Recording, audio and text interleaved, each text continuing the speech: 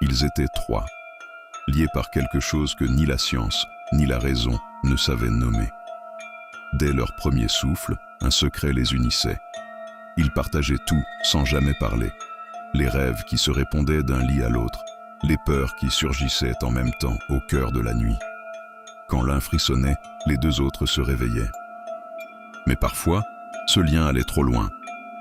Dans leurs rêves communs, ils voyaient des lieux qu'ils n'avaient jamais visités, entendaient des voix qui prononçaient leurs prénoms, ressentaient des douleurs sans blessure, et ce qu'ils percevaient ensemble dépassait l'imaginable, comme si quelque chose les observait à travers eux. La nuit tombait toujours trop vite dans cette maison. Quand les lumières s'éteignaient, le silence ne venait jamais seul. Les triplets dormaient dans des lits séparés, mais leur sommeil n'était pas isolé.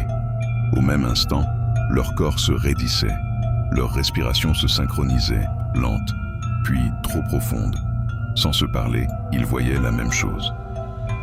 Une pièce étroite, qu'ils ne reconnaissaient pas. Les murs semblaient respirer, comme s'ils étaient faits de chair plutôt que de plâtre.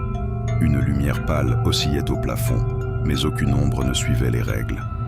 Quelque chose bougeait dans le coin de leur vision, pas une forme claire, plutôt une absence, un vide qui avalait la lumière.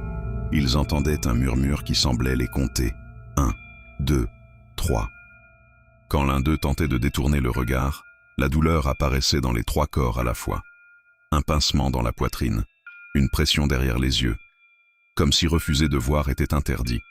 Le matin, ils se réveillaient en hurlant. Des marques rouges entouraient leurs poignets, identiques, au même endroit. Et aucun d'eux ne se souvenait avoir rêvé. Ils savaient seulement qu'ils avaient été appelés.